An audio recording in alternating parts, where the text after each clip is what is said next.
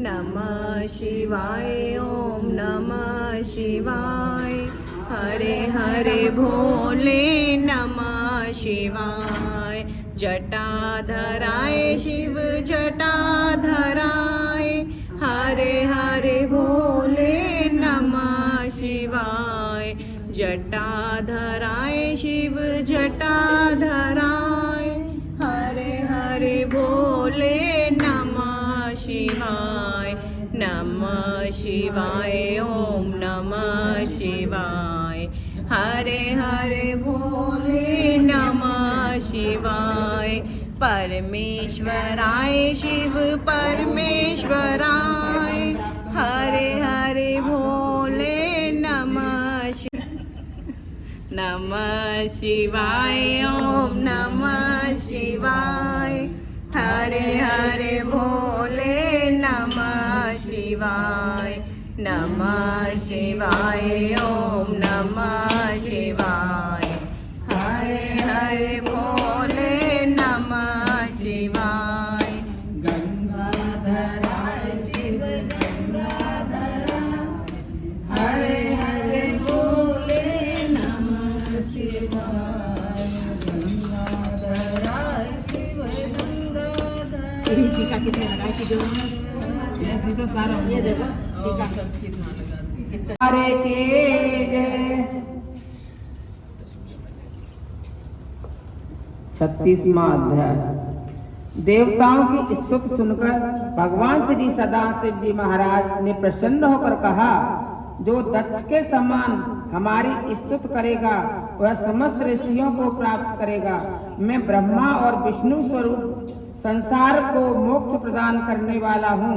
मेरी नाम जगदीश्वर है। मैं अपनी इच्छा से ही सृष्टि को उत्पन्न करता हूँ और नष्ट भी करता हूँ। ब्रह्मा और विष्णु मेरे ही स्वरूप हैं। हम तीनों में भेद जानने वाला नरक भोगता है। बिना ब्रह्मा और विष्णु के मेरा पूजन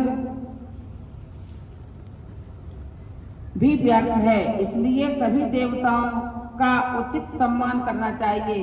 हे दक्ष, तदप मैं स्वतंत्र ईश्वर हूँ, तदाप मैं भक्तों के बस में हूँ। चारों वेदों में ज्ञानी सबसे श्रेष्ठ हूँ। ज्ञानी ही मेरा स्वरूप है और उनसे बढ़कर प्यारा मुझे दूसरा और कोई नहीं है। वह कर्म परायण मनुष्य मूर्ख हैं, जो वेद यज्ञ दान और तप आदि से मुझे जानना चाहते हैं। इसी प्रकार तू भी केवल कर्म के द्वारा संसार से तरना चाहता है।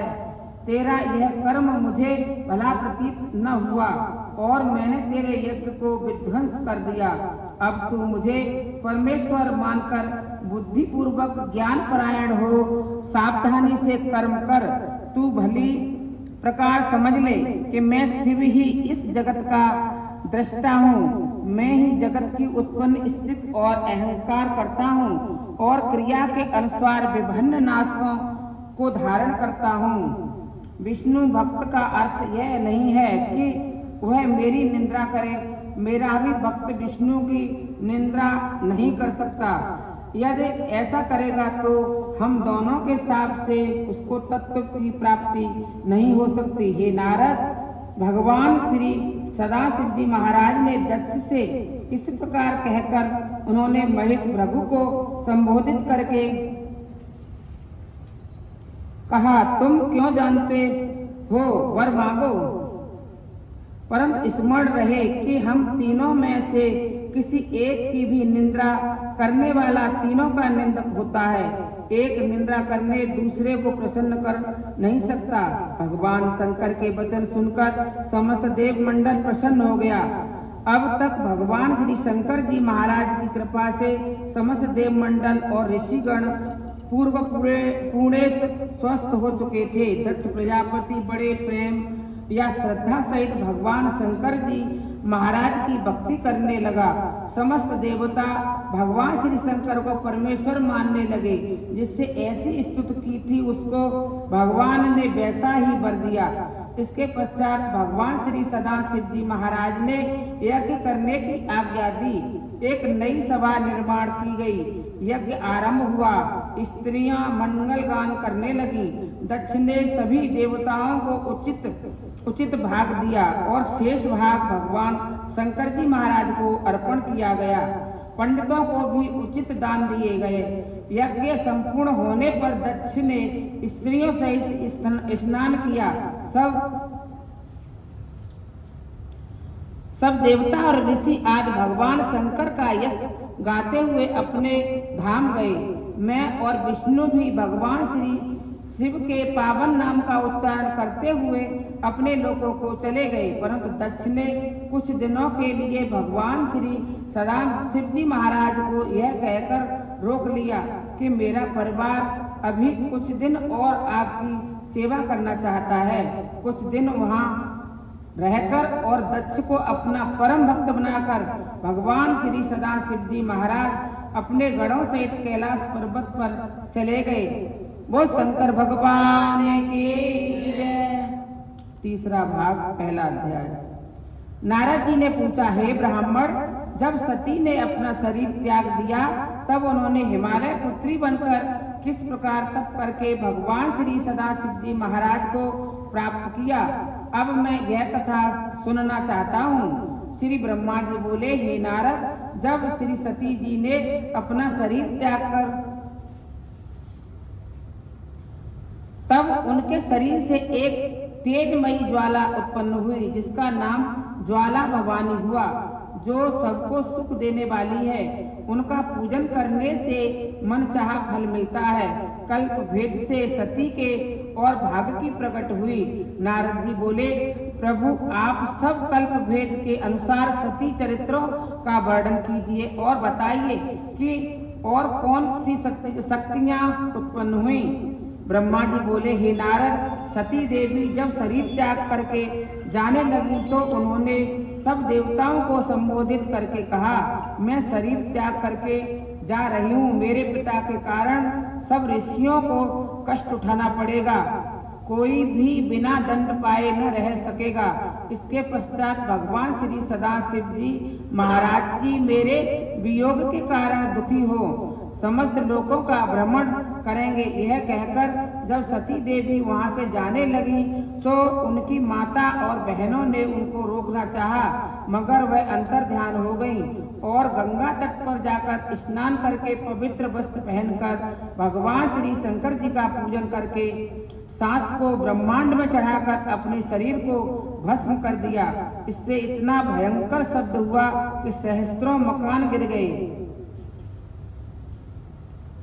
यह देखकर सती के साथ जाने वाले गणों ने उत्पात मचाया आरंभ कर दिया, किंतु महेश भृगु ने मंत्र बल से शिव गणों को भगा दिया। फिर शिव गणों ने जाकर भगवान श्री सदाशिव जी महाराज को सारा समाचार सुनाया और उन्होंने वीरभद्र को भेजकर यज्ञ को नष्ट कर दिया। यज्ञ के नष्ट होने पर भगवान श्री सदाशिव जी महाराज का क्रोध कुछ शांत हुआ, मगर उनको सती जी का वियोग बड़ा दुखी कर रहा था। भगवान सदाशिव जी महाराज अत्यंत दुखी होकर उस स्थान पर गए जहाँ पर सती देवी ने अपने प्राण त्यागे थे। सती जी का शरीर भस्म हो चुका था, परंतु भगवान श्री शंकर जी महाराज ने उनका दिव्य शरीर उठा वहां पड़ा देखा और उनको देखने के साथ ही वह बेहोश हो गए। इत्यादि भगवान श्री शंकर जी महाराज पर ब्रह्म अविनाशी और माता से रहित हैं, मगर सांसारिक कर्म के अनुसार उन्होंने यह लीला की। जब वह होश में आए तो वहां एक साधारण मनुष्य की तरह सती का नाम ले लेकर और गुणों का वर्णन करके रोने लगे और सती के शरीर को उठाकर जंगलों, वनों, पर्वतों और समस्त लोकों में घूमते हुए रोने लगे। जब यह भारत खंड के समस्त संग पर्वत चोटी पर आए तब वहां एक एकांत स्थान पर आकर एक वट वृक्ष के नीचे बैठकर उच्च स्वर से रोने लगे। उनकी अश्रुधारा से वहां पर एक पवित्र सरोवर 2 योजन लंबा चौड़ा उत्पन्न हुआ, जिसमें स्नान करना बड़े उत्तम फल का देने वाला है और सब इच्छाओं को पूर्ण करने वाला है। जहाँ जहाँ भी सती का कोई अंग गिरा था वहाँ वहाँ ही एक पवित्र तीर्थ बन गया और उन तीर्थों पर स्नान करने से मनुष्य को मन वांछित फल की प्राप्ति होती है।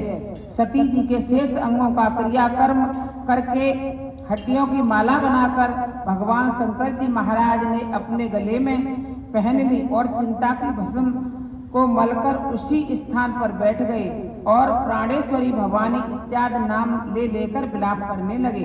अब श्री सती जी के अंग में से जो पीठ उत्पन्न हुई उनकी कथाएं सुनो।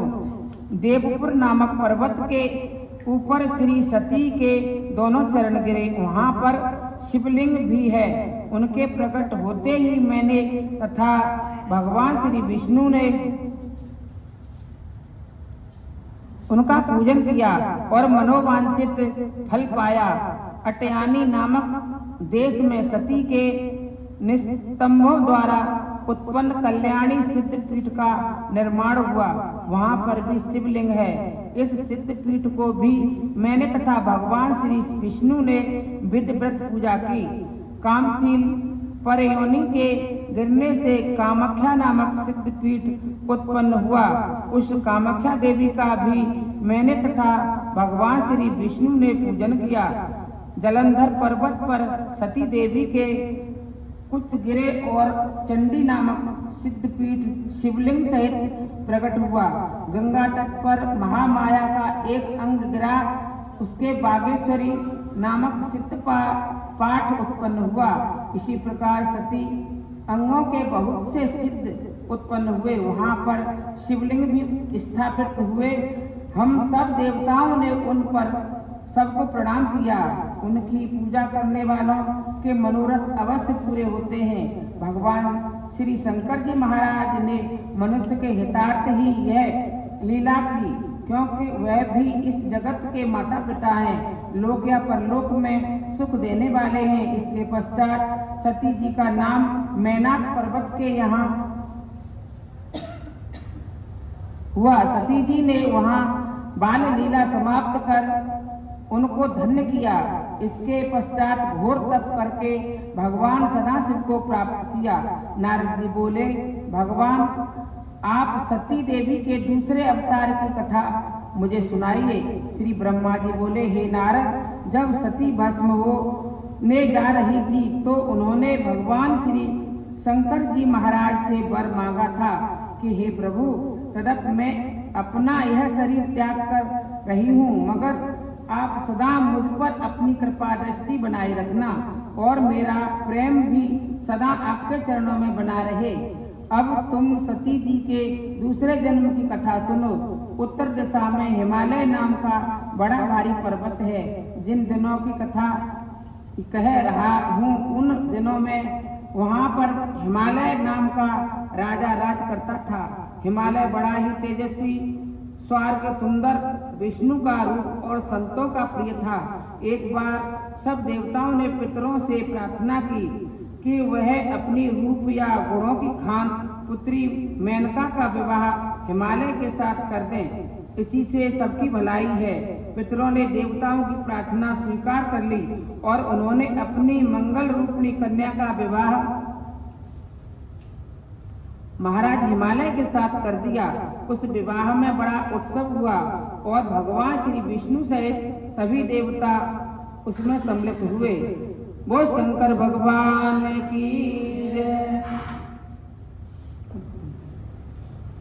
दूसरा अध्याय। नारद जी बोले, प्रभु आपने मेनका के जन्म की कथा नहीं सुनाई। ब्रह्मा जी बोले, सुनो, वह भी कहता हूँ। मेरे पुत्र दक्षिण के यहाँ कई संतानें हुई थी, किंतु वह सबकी सब तुम्हारे उपदेश के कारण बैरागी हो गई थी। उनको संतोष हुआ, अतएव उनके यहाँ 7 कन्याएं उत्पन्न हुई, जिसका विवाह उसने कश्यप आदि ऋषियों के साथ कर दिया। उन 7 कन्याओं में से स्वधा नामक कन्या उसने पितरों को दे दी। सुधा के यहाँ कन्या उत्पन्न हुई थी, मेनका, धनान्य और कमलावती। यह तीनों कन्याएं रूपवती तो थी, इसके साथ ही 7 धर्म स्वरूप भी थी। एक बार यह तीनों कन्याएं क्षीर समुद्र में भगवान श्री विष्णु जी महाराज के दर्शनों, सेवा तथा पूजा के लिए गई। संयोगवश ठीक उसी समय मेरे पुत्र सनकादि वहां पहुंचे। भगवान विष्णु के समस्त देव मंडल के साथ उठकर उनका स्वागत किया। यह तीनों बहनें भगवान श्री शंकर जी की माया से मोहित होकर वहां चुपचाप बैठी रहीं।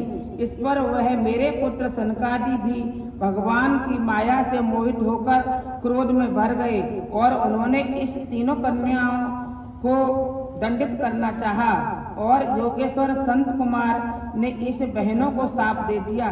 श्री संत कुमार ने कहा, तुम तीनों बहनें श्रुत को जानती हो, तुमने अभिमानवश अभिवादन नहीं किया है, इसलिए तुम स्वर्ग में रहने के योग्य नहीं हो। इतने अब तुम मनुष्य लोक में चली जाओ। उन्होंने चकित होकर श्री सनत कुमार को हाथ जोड़कर कहा, ऋषिराज, आपका अनादर करने का शाप तो हमें मिल गया, अपितु दर्शनों का जो वरदान मिलना था वह अभी तक प्राप्त नहीं हुआ।